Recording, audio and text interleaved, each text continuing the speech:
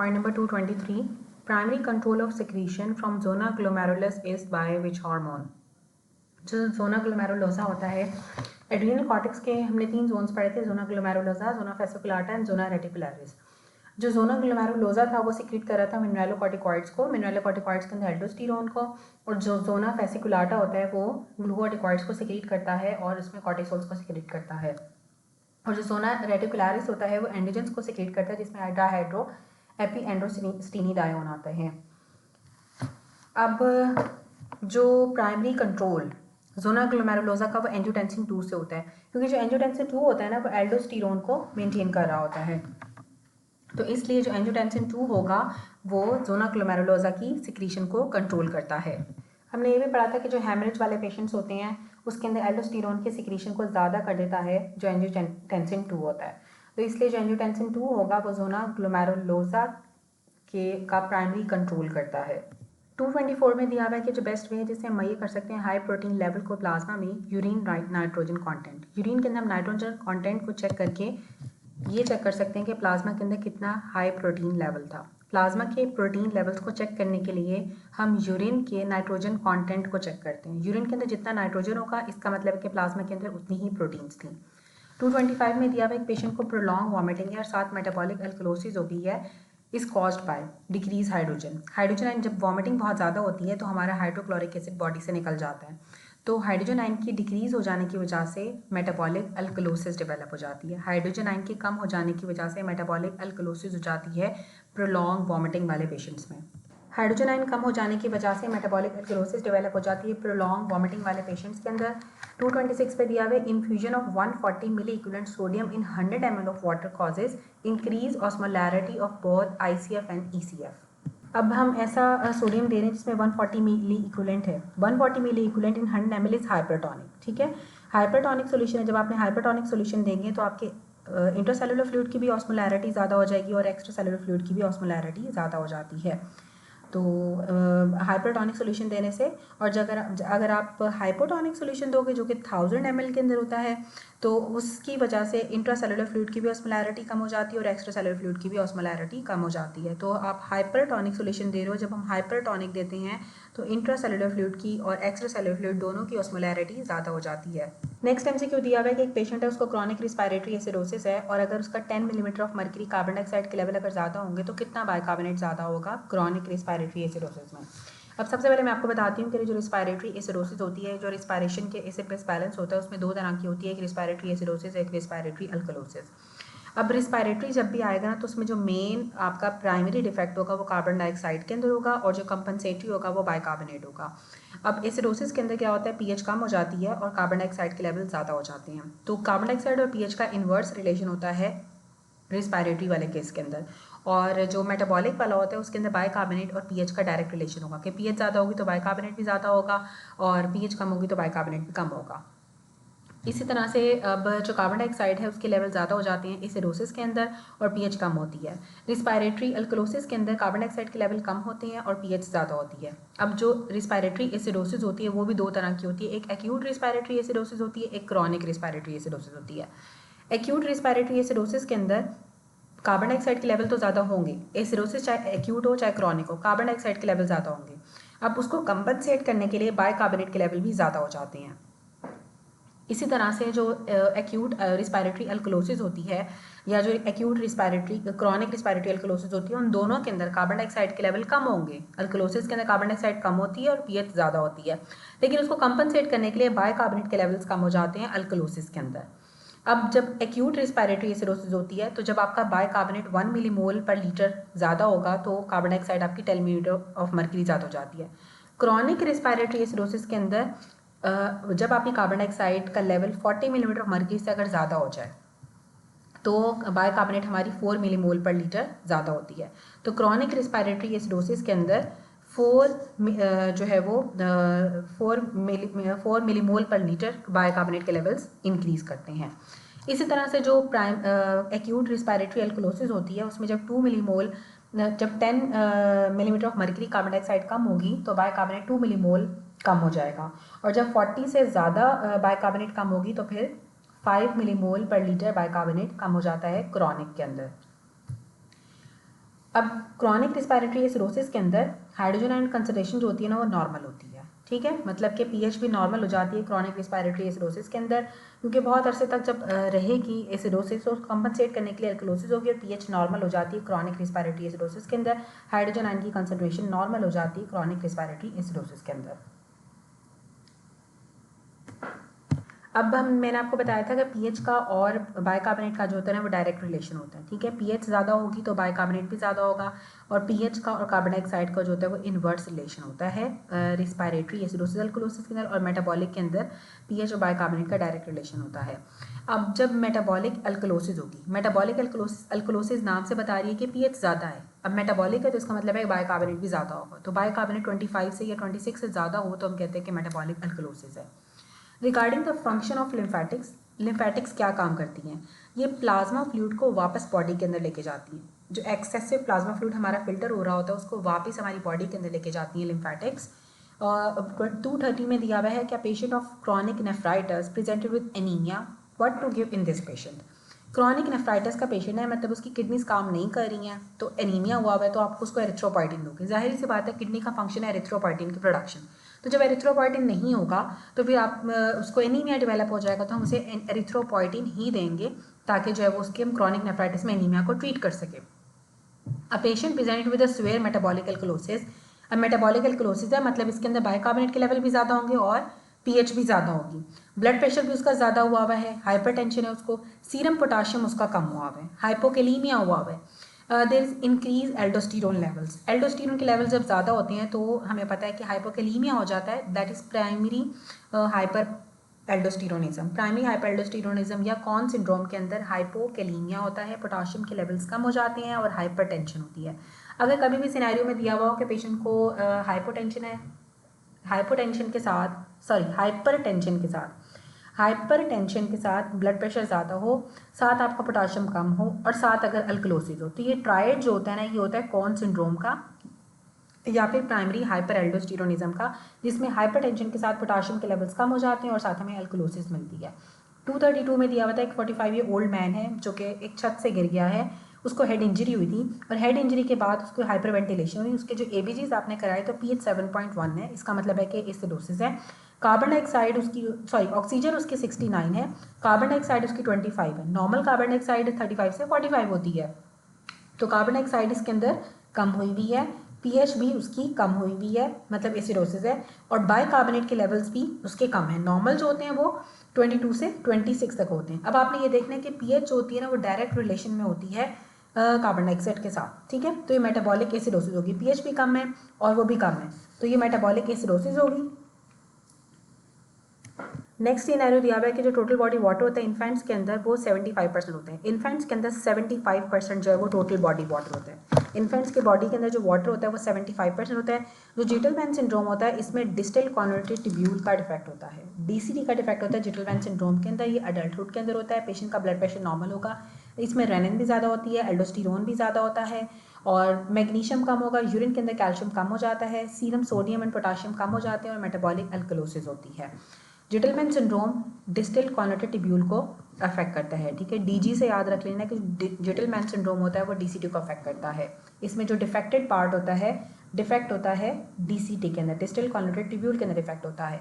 इसी तरह से जो फैंकनी सिंड्रोम होता है इसमें प्रॉक्सिमल कॉर्नेटेड ट्यूब्यूल के अंदर डिफेक्ट होता है, जो बार्टर सिंड्रोम होता है उसमें thick ascending limb of loop of Henle के अंदर डिफेक्ट होता है, वहाँ पे जो सोडियम क्लोराइड का लीक होना स्टार्ट हो जाता है क्योंकि जो सोडियम क्लोराइड ट्रांसपोर्टर होता है चैनल होता है उसमें डिफेक्ट होता है। और बार्टर सिंड्रोम बच्चों के अंदर होता है, कॉन्जेनिटल होता है। जो लिडल सिंड्रोम होता है इसमें एल्डोस्टेरोन के लेवल्स कम होते हैं और जो डिफेक्ट होता है वह कलेक्टिंग ट्यूब्यूल्स के अंदर होता है। लिडल सिंड्रोम के अंदर डिफेक्ट होता है वो कलेक्टिंग ट्यूब्यूल्स के अंदर होता है। जिटलमैन सिंड्रोम के अंदर डिफेक्ट जो होता है वो डीसीटी के अंदर होता है। बार्टर सिंड्रोम के अंदर thick ascending limb of loop of Henle में होता है और जो फैंकनी सिंड्रोम होता है इसमें प्रॉक्सिमल कॉर्नेटेड ट्यूब्यूल के अंदर डिफेक्ट होता है। मेटाबॉलिक अल्कलोसिस की कॉज क्या होती है? Loop diuretics. Loop diuretics metabolic alkalosis कराती हैं। वॉमिटिंग की वजह से मेटाबॉलिक अल्कलोसिस होती है, एंटासिड यूज़ करने की वजह से या हाइपर एल्डोस्टेरोनिज्म के अंदर भी मेटाबॉलिक अल्कलोसिस होती है। अगर प्रोलॉन्ग डायरिया रहेगा उसमें मेटाबॉलिक अल्कलोसिस हो जाती है। वॉमिटिंग हाइपरेमेसिस ग्रेविडेरम जो होती है जिसमें हाइपोकैलीमिया हो जाता है, वॉमिटिंग की वजह से मेटाबॉलिक अल्कलोसिस होती है। अगर आप एंटासिड्स यूज़ करोगे या हाइपर एल्डोस्टेरोनिज्म के अंदर मेटाबॉलिक अल्कलोसिस हो जाती है। और लूप डायूरेटिक्स की वजह से भी मेटाबॉलिक अल्कलोसिस डेवलप हो जाती है। हाई कंसनट्रेशन ऑफ पोटाशियम की वजह से पीक टॉल टी वेव्स हमें मिलती हैं। जब हाइपरकैलीमिया होता है तो टॉल टी वेव्स मिलती हैं, क्यूआरएस कॉम्प्लेक्स वाइड हो जाता है, वाइड क्यूआरएस कॉम्प्लेक्स हो जाता है, टॉल टी वेव्स हमें मिलती हैं, एरिथमियाज डेवलप हो जाते हैं, मसल वीकनेस होती है। इसी तरह से जब पोटाशियम के लेवल कम होते हैं तो हमें यू वेव मिलती हैं, टी वेव आपकी फ्लैट हो जाती है, एरिथमियाज होते हैं, मसल क्रैम्प्स होंगे, स्पैज्म होगा, वीकनेस होगी। यू वेव हमें मिलती है जब पोटाशियम के लेवल्स कम होते हैं, और टॉल टी वेव्स हमें मिलती हैं जब पोटाशियम के लेवल्स ज़्यादा होते हैं। और क्यूआरएस कॉम्प्लेक्स वाइड हो जाता है जब हाइपरकैलीमिया होता है, और क्यूआरएस कॉम्प्लेक्स जो टी वेव होती है वो फ्लैट हो जाती है जब पोटाशियम के लेवल्स कम होते हैं। लो सीरम कंसंट्रेशन ऑफ कैल्शियम की वजह से टेटिनी डेवलप हो जाती है। टेटिनी होती ही इस वजह से जब कैल्शियम के लेवल कम हो जाते हैं। जब कैल्शियम के लेवल कम होते हैं ना, तो एक तो टेटिनी डेवलप हो जाती है, सीजर्स हो जाएंगे पेशेंट को, क्यूटी प्रोलॉन्गेशन हो जाती है, और शिवास्टिक साइन आते हैं जिसे हम ट्विचिंग कहते हैं, और ट्रॉसिस साइन आते हैं जिसको हम स्पैज्म कहते हैं। शिवास्टिक साइन में क्या होता है, ट्विचिंग होती है, और स्पैज्म के अंदर जो है ना वो ट्रॉसिस साइन के अंदर स्पैज्म होता है। ये हाइपोकैल्सीमिया की वजह से होता है जब कैल्शियम के लेवल कम हो जाते हैं। क्यूटी प्रोलॉन्गेशन होती है जब कैल्शियम के लेवल कम होगी, सीजर्स डेवलप हो सकते हैं, टेटनी हो सकती है कैल्शियम कम होने की वजह से। जब कैल्शियम ज़्यादा हो जाता है ना, तो इसमें वही होता है जो हमारे पास हाइपर पैराथायरॉयडिज्म के अंदर होता है, जैसे कि एब्डोमिनल स्टोन्स, एब्डोमिनल पेन्स जिसमें ग्रोन्स होते हैं, बोन्स के अंदर बोन पेन होगा, रीनल स्टोन्स हो जाते हैं, और फ्रीक्वेंसी ज़्यादा हो जाती है यूरिन की, पेशेंट को साइकेट्रिक ओवरटोन्स हो जाती हैं, एंजाइटी होती है, ऑल्टर मेंटल स्टेटस हो जाता है। Bicarbonate is absorb eight which part of the following, ठीक है। बाइकार्बोनेट आपकी प्रॉक्सिमल कॉर्नेट ट्यूब्यूल और कलेक्टिंग डक्ट दोनों से ही एब्जॉर्ब होता है। बाइकार्बोनेट पीसीटी से भी एब्जॉर्ब होता है और कलेक्टिंग ट्यूब्यूल से भी एब्जॉर्ब होता है। बाइकार्बोनेट पीसीटी से भी एब्जॉर्ब होता है और कलेक्टिंग ट्यूब्यूल से भी एब्जॉर्ब होता है। Group of neurons that generate rhythm for breathing during exercise. Ventral neurons होते हैं जो कि रिदम जनरेट करते हैं ब्रीथिंग का एक्सरसाइज के दौरान।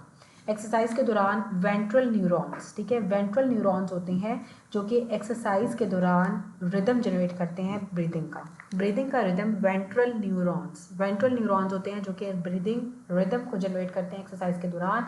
जीएफआर की ऑटो रेगुलेशन या किडनी की auto regulation tubulo glomerular feedback mechanism के थ्रू होती है। ADH decrease sodium level hyponatraemia is caused by. Water intake जब आप ज़्यादा लोगे तो क्या होगा कि आपको हाइपोनेट्रीमिया डेवलप हो जाता है, ठीक है। एडीएच आपके सोडियम लेवल्स को डिक्रीज करेगा, या जब आप वाटर की इनटेक आपकी ज़्यादा होगी तो वाटर की इनटेक जब ज़्यादा होती है तो हाइपोनेट्रीमिया हो जाता है। नाउ पेशेंट प्रेजेंट किया, patient came with generalised oedema. Patient आया जनरलाइज्ड एडीमा के साथ। Urine complete examination reveal the proteinuria. अब प्रोटीन यूरिया क्यों होता है? प्रोटीन यूरिया की जो सबसे मेन कॉज होती है वो होती है हाइपो एल्बुमिनीमिया। जनरलाइज्ड एडीमा के साथ पेशेंट आया था और हाइपो एल्बुमिनीमिया की वजह से, एल्बुमिन के लेवल कम हो जाने की वजह से प्रोटीन यूरिया डेवलप हो गया। जो peripheral oedema chronic liver disease वाले पेशेंट्स के अंदर होता है वो एल्बुमिन के लॉस की वजह से होता है। एसाइटीज़ जो क्रॉनिक लिवर डिजीज़ वाले पेशेंट्स के अंदर होती है वो पोर्टल हाइपरटेंशन की वजह से होती है। अगर तो पेरिफेरल एडीमा है तो वो होगा एल्बुमिन के कम होने जाने की वजह से, या ऑन्कोटिक प्रेशर लो हो जाने की वजह से, या एल्बुमिन के लॉस की वजह से। एसाइटीज़ जो आपको एब्डोमिनल एडीमा होता है वो पोर्टल हाइपरटेंशन की वजह से होता है। जो रीनल और रीजन का एडीमा होता है ना वो एल्बुमिन के लॉस की वजह से भी हो सकता है और सॉल्ट और वाटर की रिटेंशन की वजह से भी हो सकता है। अगर तो या तो सॉल्ट और वाटर की रिटेंशन हो रही है इसलिए आपको किडनी की डिजीज़ के अंदर एडीमा हो जाता है, पेरिफेरल एडीमा भी हो सकता है, जनरलाइज्ड एडीमा भी हो सकते हैं, पेरी ऑर्बिटल एडीमा भी हो सकता है। इसमें सोडियम और वाटर की रिटेंशन होती है और साथ जो एल्बुमिन होता है उसका लॉस हो जाता है। नेफ्रोटिक सिंड्रोम के अंदर भी हाइपो एल्बुमिनीमिया की वजह से एडीमा डेवलप होता है नेफ्रोटिक सिंड्रोम के अंदर। और जो नेफ्राइटिक सिंड्रोम होता है उसमें सॉल्ट और वाटर की रिटेंशन की वजह से एडीमा होता है। Pedal oedema congestive heart failure के अंदर होता है, हाइपरटेंशन के अंदर होता है, हाइड्रोस्टेटिक प्रेशर ज़्यादा हो जाने की वजह से। जो क्रॉनिक हार्ट फेलियर वाले पेशेंट्स होते हैं, कंजेस्टिव हार्ट फेलियर वाले पेशेंट्स होते हैं, उसमें एडीमा वर्स हो जाता है जब आपकी सोडियम और वाटर की रिटेंशन होती है। अभी डिफरेंट टाइप्स बताई हुई हैं। अगर तो peripheral oedema chronic liver disease वाले पेशेंट्स के अंदर हो रहा है तो वो एल्बुमिन के कम हो जाने की वजह से होता है। एसाइटीज़ जो होती है वो पोर्टल हाइपरटेंशन की वजह से होती है क्रॉनिक लिवर डिजीज़ वाले पेशेंट्स के अंदर। रीनल डिजीज़ की वजह से अगर पेरिफेरल एडीमा हो रहा है या पेरी ऑर्बिटल एडीमा हो रहा है तो वो सॉल्ट और वाटर की रिटेंशन की वजह से भी होता है और एल्बुमिन के कम हो जाने की वजह से भी होता है। नेफ्रोटिक सिंड्रोम के अंदर क्या होता है, एल्बुमिन के लेवल कम होते हैं तो एडीमा होता है, और नेफ्राइटिक सिंड्रोम के अंदर सॉल्ट और वाटर की रिटेंशन होती है। हाइपरटेंशन के अंदर और कंजेस्टिव कार्डियक फेलियर के अंदर या सीसीएफ के अंदर या कंजेस्टिव हार्ट फेलियर के अंदर हाइड्रोस्टेटिक प्रेशर ज़्यादा हो जाने की वजह से एडीमा होता है। और अगर तो एडिमा वर्स हो जाता है जब सोडियम वाटर की रिटेंशन होगी कंजेस्टिव हार्ट फेलियर के अंदर। How much urine should be made to match the osmolarity of 570, ठीक है। 0.25 व्हेन द नॉर्मल इज 1440, ठीक है। ओके उसके बाद ये वाला मैं बाद में बताती हूँ 243, पहले हम 244 कर लेते हैं। A young patient a young patient blood pressure is 150/95. His serum renin is higher than the normal. Which of the following stimulus for the increased level of renin? renin की secretion कौन ज़्यादा कराता है? sympathetic stimulation जो होती है renal nerve के through या beta 1 receptors के थ्रू जो sympathetic stimulation होती है वो renin के level को ज़्यादा कर देती है। वोलेंट्री इनिबिशन जो मैच्योरेशन की करते हैं वो पुडेंडल नर्व से होती है। हम खुद जो यूरिनेशन को रोकते हैं वो, और हमने पढ़ा था कि मैकेनो रिसेप्टर्स होते हैं ब्लैडर वॉल के अंदर जो कि कंट्रोल करते हैं मैच्योरेशन को। स्ट्रेच रिसेप्टर्स होते हैं, मैकेनो रिसेप्टर्स होते हैं ब्लैडर वॉल के अंदर जो मैच्योरेशन को कंट्रोल करते हैं। और मैच्योरेशन का जो स्टिमुलेटरी सेंटर होता है वो पॉन्स के अंदर होता है, जो इनिबिटरी सेंटर होता है वो मिड ब्रेन के अंदर होता है। और मैच्योरेशन की जो प्रोसेसिंग होती है वो सेरेब्रल कॉर्टेक्स के अंदर होती है। मैच्योरेशन रिफ्लेक्स की जो इंटीग्रेशन होती है या जो मैच्योरेशन रिफ्लेक्स इंटीग्रेट करता है वो sacral segment of spinal cord से। पुडेंडल नर्व से हमें पेन होता है ब्लैडर के अंदर या हमें फीलिंग वाली सेंसेशन आती है। और वोलेंट्री जो हम वोलेंट्री इनहिबिट करते हैं मैच्योरेशन को वो भी पुडेंडल नर्व से करते हैं। Increased production of concentrated urine is due to increased permeability of the collecting duct. जब collecting duct की permeability ज़्यादा हो जाती है तो concentrated urine बनना शुरू हो जाता है। collecting duct की permeability अगर ज़्यादा हो जाएगी तो concentrated urine की production ज़्यादा हो जाती है। child with generalized body edema, ठीक है, generalized body edema जो होता है वो albumin के level कम हो जाने की वजह से होता है। drug जिसकी clearance ज़्यादा होती है इनोलिन से वो फिल्टर्ड भी होती है और सिक्रीट भी होती है। ऐसी ड्रग कोई भी चीज़ कोई भी सब्सटेंस जिसकी क्लियरेंस इनोलिन से ज़्यादा होगी वो इसका मतलब है कि फ़िल्टर भी हो रही है और वो सिक्रीट भी हो रही है। नेफ्रोजेनिक डायबिटीज़ के अंदर एक्स्ट्रासेलुलर फ्लूइड की ऑस्मोलैरिटी इंक्रीज कर जाती है। नेफ्रोजेनिक डायबिटीज़ के अंदर एक्स्ट्रासेलुलर फ्लूइड की ऑस्मोलैरिटी इंक्रीज कर जाती है। जो नेफ्रोजेनिक डायबिटीज़ होती है ना वो डायबिटीज़ इंसिपिडस ही होती है। तो इसमें जो एक्स्ट्रासेलुलर फ्लूइड होता है उसकी ऑस्मोलैरिटी ज़्यादा हो जाती है क्योंकि यूरिन का लॉस बहुत ज़्यादा हो रहा है, ठीक है, वाटर आपका लॉस हो रहा है तो ईसीएफ की ऑस्मोलैरिटी इंक्रीज कर जाती है। नेफ्रोजेनिक डायबिटीज़ इंसिपिडस के अंदर ईसीएफ की ऑस्मोलैरिटी जो होती है वो इंक्रीज कर जाती है, एक्स्ट्रासेलुलर फ्लूइड की ऑस्मोलैरिटी इंक्रीज कर जाएगी। Regarding the histology of the normal left kidney, podocytes on the visceral layer of the Bowman capsule, ठीक है, हिस्टोलॉजी में हम किडनी की लेते हैं ना तो podocytes visceral layer of Bowman's capsule के ऊपर होते हैं। Bowman's कैप्सूल की जो विजरल लेयर है वहाँ पे पोडोसाइट्स होंगे। What changes are seen in patient who is given the 1 liter isotonic normal saline? अगर आप नॉर्मल सलाइन देते हो, आइसोटोनिक होता है वो यूरिन के वॉल्यूम को ही ज़्यादा करता है। जो नॉर्मल सलाइन होता है ना उसकी जो कंपोजिशन होती है वो आपकी प्लाज्मा की सेम होती है। तो जो नॉर्मल सलाइन होगा ना वो यूरिन की कंपोजिशन को ज़्यादा करेगा, यूरिन के वॉल्यूम को ज़्यादा कर देगा लेकिन प्लाज्मा को चेंज नहीं करता है। और जो नॉर्मल लेफ्ट किडनी होती है या जो नॉर्मल किडनी होती है उसके अंदर जो पोडोसाइट्स होते हैं वो visceral layer of the Bowman's capsule पे होते हैं। नेक्स्ट दिया हुआ है the ability of the kidney to excrete concentrated urine will increase, ठीक है। कंसनट्रेटेड यूरिन कब हमारे पास किडनी प्रोड्यूस करेगी? When the rate of flow of blood flow through the medulla decreases. अगर तो मेडुला के अंदर ब्लड फ्लो कम हो रहा है तो फिर किडनी कंसनट्रेटेड यूरिन प्रोड्यूस करना शुरू कर देती है। किडनी कंसनट्रेटेड यूरिन प्रोड्यूस करती है जब आपका rate of flow of blood to medulla जो है वो डिक्रीज कर जाता है। जीएफआर इंक्रीज कर जाता है जब एफरेंट आर्टेरियोल की कॉन्स्ट्रिक्शन होती है। हमने पढ़ा था कि जो जीएफआर होता है वो ज़्यादा हो जाता है जब आपके एफरेंट आर्टेरियोल जो है डायलेट करते हैं और इफरेंट आर्टेरियोल कॉन्स्ट्रिक्ट करते हैं या आपकी प्लाज्मा प्रोटीन्स कम होती हैं। जब प्लाज्मा प्रोटीन्स कम होंगी तो भी जीएफआर ज़्यादा हो जाता है। इसी तरह से जीएफआर कम हो जाता है जब एफरेंट आर्टेरियोल कॉन्स्ट्रिक्ट करेंगे, इफरेंट आर्टेरियोल डायलेट करेंगे और जो है वो प्लाज्मा प्रोटीन्स जो है वो ज़्यादा हो जाएंगी और यूरेटरिक कॉन्स्ट्रिक्शन होगी। जब यूरेटरिक कॉन्स्ट्रिक्शन होती है या यूरेटर के अंदर कोई स्टोन होगा तो जीएफआर कम हो जाता है। 254 में दिया है कि एक बच्चा है प्रेजेंट किया प्रोटीन यूरिया के साथ और एडिमा के साथ, स्टीरॉइड्स को रिस्पॉन्सिव है। तो कॉज ऑफ एडिमा क्या होगी? लो ऑन्कोटिक प्रेशर। लो ऑन्कोटिक प्रेशर की वजह से एडिमा डेवलप हो जाता है या जो हमने पढ़ा था कि एक तो हाइपो एल्बुमिनीमिया की वजह से कि एल्बुमिन के लेवल्स कम हो गए इसलिए उसको एडिमा डेवलप हो गया। अब पेशेंट है उसकी पीएच है 7.1, मतलब पीएच कम है, कार्बन डाइऑक्साइड 50 है और बाइकार्बोनेट 7 है। अब पीएच कम है, कार्बन डाइऑक्साइड बाइकार्बोनेट भी कम है और जो कार्बन डाइऑक्साइड है वो ज़्यादा हुई हुई है। तो ये मिक्स एसिड बेस डिसऑर्डर है कि जब हमने पढ़ा था कि जब कार्बन डाइऑक्साइड का इन्वर्स रिलेशन होता है पीएच के साथ और बाइकार्बोनेट का डायरेक्ट रिलेशन होता है। तो पीएच कम है इसका मतलब है कि एसिडोसिस है। तो अब एसिडोसिस के साथ अब इसमें जो ये मेटाबॉलिक एसिडोसिस भी आ रही है क्योंकि बाइकार्बोनेट कम हुआ हुआ है और कार्बन डाइऑक्साइड ज़्यादा हुई हुई है, तो ये रिस्पायरेटरी एसिडोसिस भी आ रही है। तो ये मिक्स एसिड बेस डिसऑर्डर है। Nephron area with the lease hyper osmolarity, ठीक है। एज पर हाइपर ऑस्मोलैरिटी यहाँ पे डाइल्यूट यूरिन होता है, that is DCT, distal convoluted tubule impermeable to water होती है। तो इसलिए यहाँ पे जो ऑस्मोलैरिटी होती है ना वो सबसे कम होती है और यहाँ पे जो है ना वो डाइल्यूटेड यूरिन होता है। डाइल्यूट यूरिन हमने पढ़ा था कि सबसे ज़्यादा अर्ली डीसीटी के अंदर होता है जहाँ पे मैकुला डेंसा होगा या फिर thick ascending limb of loop of Henle के अंदर होता है। डिहाइड्रेशन के अंदर, ठीक है, जो कंसनट्रेटेड यूरिन बनता है वो सबसे ज़्यादा कलेक्टिंग डक्ट्स के अंदर होता है और वेजर रेक्टा में। उसका regarding the glomerular capillary pressure, जो ग्लोमेरुलर कैपिलरी प्रेशर होता है वो 10% डिक्रीज कर जाता है जब 10% आपका बीपी डिक्रीज करेगा। ग्लोमेरुलर कैपिलरी प्रेशर आपका 10% डिक्रीज कर जाता है जब बीपी डिक्रीज करता है आपका 10%। बीपी 10% डिक्रीज करेगा तो जो ग्लोमेरुलर कैपिलरी प्रेशर है वो भी 10% डिक्रीज कर जाता है।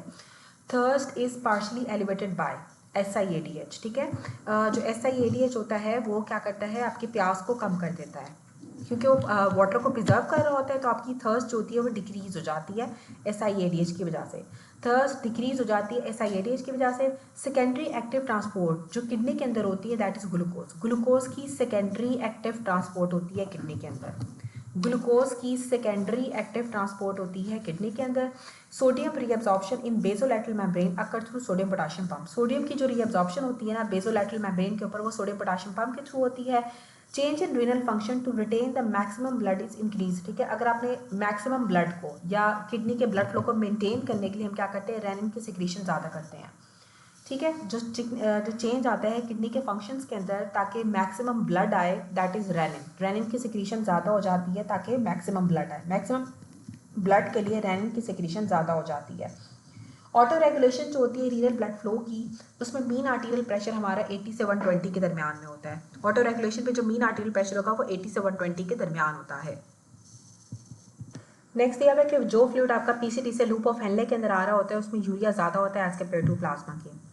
पीसीडी के अंदर जो फ्लूइड होता है जो वो लूप ऑफ हेनले में आ रहा होता है तो उसके अंदर यूरिया ज़्यादा होता है एज कम्पेयर टू प्लाज्मा।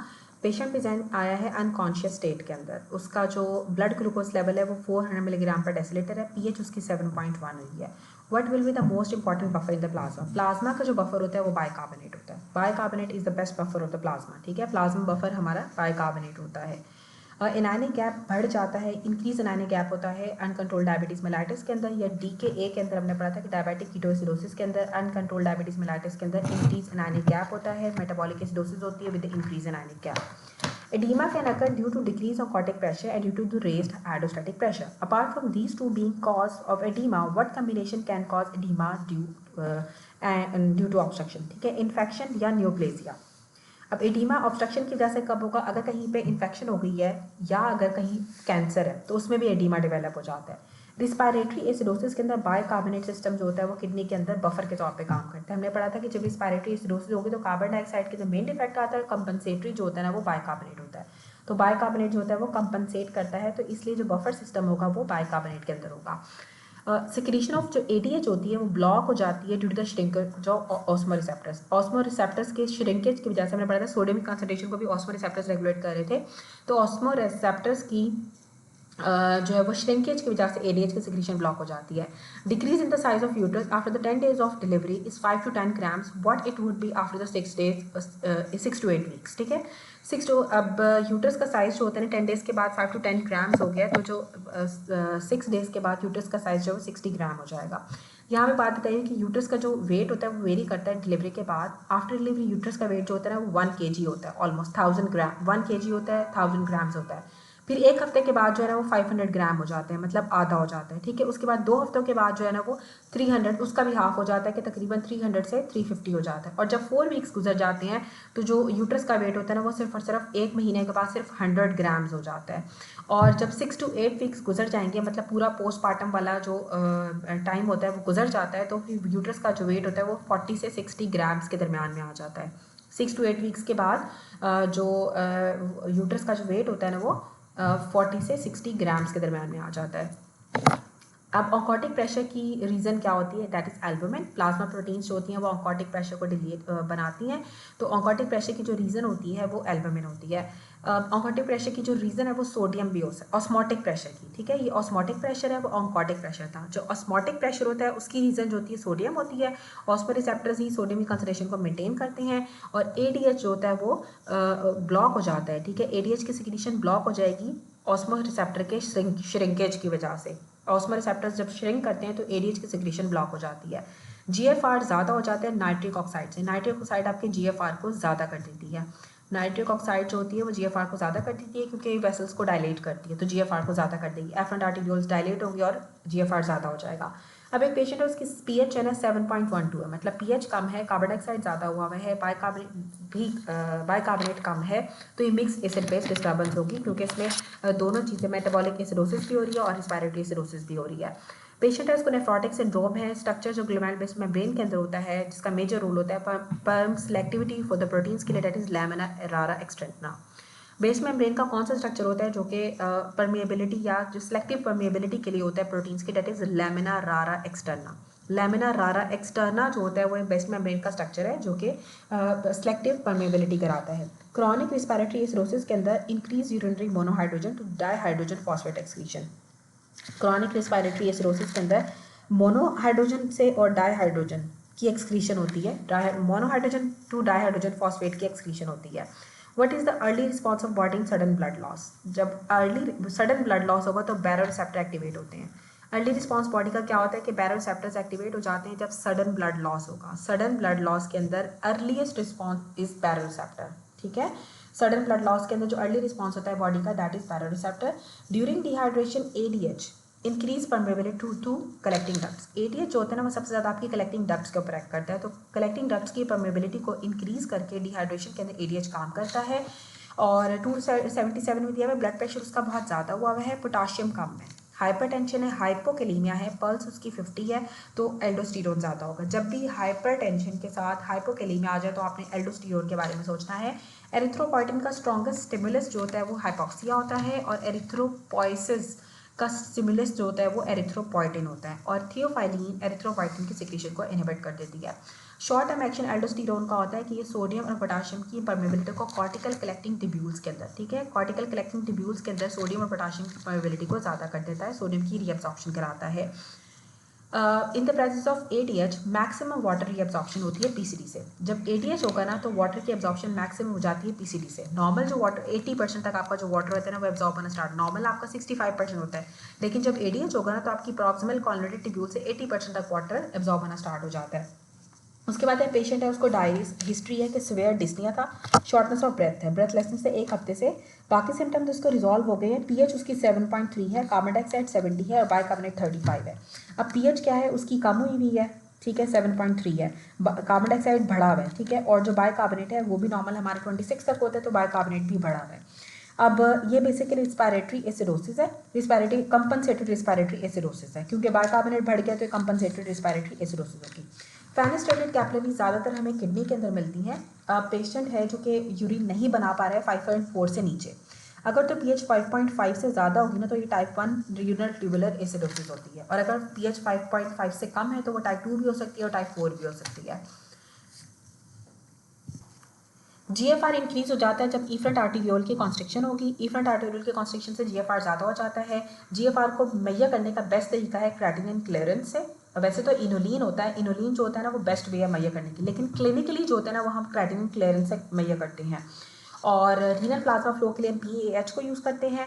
और अगर आपने एंडोजेनस सब्सटेंस समझिए जीएफआर को मेजर करते हैं वो क्रेटिनिन होता है। रीनल फेलर के लिए जो बेस्ट टेस्ट होता है वो भी क्रेटिनिन क्लियरेंस होती है। क्लियरेंस सबसे ज़्यादा जो होती है वो पीएएच की होती है, फिर पोटाशियम की होती है, फिर इनोलिन की होती है, फिर यूरिया की, सोडियम की, फिर अमाइनो एसिड्स और ग्लूकोज की। सबसे ज़्यादा पीएएच की क्लियरेंस होती है, और पीएएच से ही हम रीनल प्लाज्मा फ्लो को मेजर करते हैं। क्लोराइड की जो ट्रांसपोर्ट होती है लूप ऑफ हेनले के अंदर, उसमें सोडियम क्लोराइड को ट्रांसपोर्ट होता है सोडियम पोटाशियम, ठीक है। क्लोराइड की ट्रांसपोर्ट जो होती है वो उसके साथ सोडियम और पोटाशियम के साथ होती है। को ट्रांसपोर्ट होता है लूप ऑफ हेनले के अंदर, को ट्रांसपोर्ट होता है सोडियम पोटाशियम के साथ लूप ऑफ हेनले के अंदर। बफर जो किडनी के अंदर होता है लेकिन प्लाज्मा के अंदर नहीं होता, दैट इज अमोनिया। एंटीपायरिन को यूज़ करते हैं टोटल बॉडी वाटर को कैलकुलेट करने के लिए। अब एक पेशेंट था, उसकी सोडियम जो है ना वो 110 है, मतलब सोडियम कम हुआ हुआ है, पोटाशियम 3.5 है, पोटाशियम ठीक है, हाइपोनेट्रीमिया हुआ हुआ है, सोडियम के लेवल्स कम हो गए हैं और यूरिन की ऑस्मोलैरिटी 620 है। तो ये क्या हो गया, SiADH। SiADH के अंदर हाइपोनेट्रीमिया हो जाता है, आपके जो वो होते हैं सोडियम के लेवल्स होते हैं वो कम हो जाते हैं क्योंकि वाटर की लेवल ज़्यादा हो जाते हैं। ADH कलेक्टिंग डक्ट्स की परमेबिलिटी को ज़्यादा कर देता है। और एक पेशेंट था, पर्सन है, उसने 2 लीटर उसका सेट था, 2 लीटर उसने पानी पी लिया तो उसका ICF इंट्रासेलुलर फ्लूइड वॉल्यूम ज़्यादा हो जाता है। ब्लड प्रेशर लो है, secrete enzyme to normalize the BP of the patient. JG cells जो होते हैं वो रेनिन को रिलीज़ करते हैं ताकि वो नॉर्मलाइज कर सकें इस ब्लड प्रेशर को। JG सेल सेक्रेट करते हैं रेनिन को और रेनिन जो होता है वो दोबारा से आपके ब्लड प्रेशर को नॉर्मल कर देता है। हाइपरकैलीमिया में फ्लैसिड पैरालिसिस होती है। हाइपरकैलीमिया के अंदर फ्लैसिड पैरालिसिस होती है, जब पोटाशियम के लेवल ज़्यादा हो जाएंगे तो फ्लैसिड पैरालिसिस होती है। प्रोटीन्स फिल्टर नहीं होते हैं ग्लोमेरुलस से क्योंकि बेसमेंट मेम्ब्रेन होती है, बेसमेंट मेम्ब्रेन के ऊपर नेगेटिव चार्ज होता है। PCT के अंदर ब्रश वाटर होता है लेकिन DCT के अंदर ब्रश वाटर नहीं होता है। स्टेनोस एक्सरसाइज के बाद जो ब्लड वॉल्यूम होता है उसमें आपका रेनिन जो होती है ना वो आपके ब्लड वॉल्यूम को मेंटेन करती है। एक्सरसाइज जब आप बहुत ज़्यादा एक्सरसाइज करते हो तो ब्लड वॉल्यूम को रेनिन मेंटेन कर रहा होता है। हाइपरकैलीमिया जो होता है occurs in acute response to exercise. ठीक है, एक्सरसाइज के अंदर क्या होगा, पोटाशियम के लेवल ज़्यादा हो जाते हैं। एक्सरसाइज के अंदर पोटाशियम के लेवल ज़्यादा हो जाते हैं और जब पोटाशियम के लेवल ज़्यादा होते हैं तो क्या होता है, उससे फ्लैसिड पैरालिसिस होती है। ठीक है, फ्लैसिड पैरालिसिस होती है पोटाशियम ज़्यादा हो जाने की वजह से, और एक्सरसाइज के अंदर पोटाशियम के लेवल ज़्यादा हो जाते हैं। हाइपरेमेसिस ग्रेविडेरियम है, हाइपोकैलीमिया है, which of the following metabolic alkalosis होती है। मेटाबॉलिक एल्कलोसिस होती है सीवियर वॉमिटिंग के अंदर। 0.9% नॉर्मल सलाइन का मतलब है कि 9 ग्राम 1000 ml के अंदर है NaCl। माइनर कैलिसिस की जो यूरिन आता है इनके अंदर रीनल पैपिला से, माइनर कैलिसिस के अंदर यूरिन आता है। न्यूरॉन्स की हाइपर एक्साइटेबिलिटी कम हो जाती है जब कैल्शियम कम होगा। ठीक है, न्यूरॉन की हाइपर एक्साइटेबिलिटी होती है जब कैल्शियम कम होगा। कैल्शियम का इन्वर्स रिलेशन होता है एक्साइटेबिलिटी के साथ। तो जब कैल्शियम कम होता है तो न्यूरॉन ज़्यादा एक्साइटेबल हो जाते हैं। और जो आइसोटोनिक सोल्यूशन होता है वो 0.9% नॉर्मल सलाइन होता है। Decrease volume concentration the result of और a consequence of decrease volume concentration is RAAS system activation. जब आपका वॉल्यूम कंसनट्रेशन कम हो जाएगी तो रास जो होता है ना वो एक्टिवेट हो जाता है। ठीक है, रास जो होता है वो एक्टिवेट हो जाता है जब आपकी वॉल्यूम कंसनट्रेशन कम हो जाती है। कार्बन डाइऑक्साइड ट्रांसफर होती है लंग्स के अंदर फ्रॉम टिश्यूज से। व्हाट हैपन, जब लंग्स से अगर टिश्यूज़ के अंदर कार्बन डाइऑक्साइड जाना स्टार्ट कर देगी तो RBCs की एसिडोसिस हो जाती है। RBCs की एसिडोसिस हो जाती है जब कार्बन डाइऑक्साइड लंग्स से टिश्यूज़ के अंदर चली जाती है। उसके बाद दिया हुआ है कि इफेक्ट क्या होता है हाइपरनेट्रीमिया का। जब हाइपरनेट्रीमिया होगा तो इसका मतलब है कि सेल्स के अंदर सोडियम ज़्यादा हो गया। तो सेल्स के अंदर सोडियम नहीं ज़्यादा हुआ, आपके ब्लड के अंदर सोडियम ज़्यादा है। जब ब्लड के अंदर सोडियम ज़्यादा होगा तो सेल का पानी भी बाहर निकल जाएगा और सेल की श्रिंकेज हो जाएगी। हेडेक हो रहा है, उसका जो इंट्राक्रेनियल प्रेशर है वो ज़्यादा हुआ है और it's an example transcellular fluid. A patient has complain of headache due to the high intracranial pressure. CSF is example of transcellular fluid. अच्छा, ये पूछा हुआ है कि CSF किस चीज़ की एग्जाम्पल है। CSF क्या होता है, CSF एक ट्रांस सेलुलर फ्लूइड होता है।